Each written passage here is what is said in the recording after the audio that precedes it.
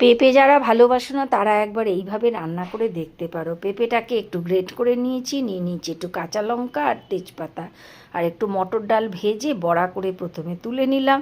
তারপরে ওই তেলের মধ্যেই জিরে তেজপাতা একটু ফোড়ন দিয়ে দিচ্ছি, দিয়ে দেবো চেরা কাঁচা লঙ্কা, যে যেমন ঝাল খাবে, সামান্য একটু জিরের গুঁড়ো আর ধনের গুঁড়ো আর একটু আদা বাটা দিয়ে মশলাটাকে ভালো করে কষিয়ে নিচ্ছি। স্বাদ মতো লবণ হলুদ দিয়ে দিলাম একটু টেস্টে ব্যালেন্স আনার জন্য চিনি।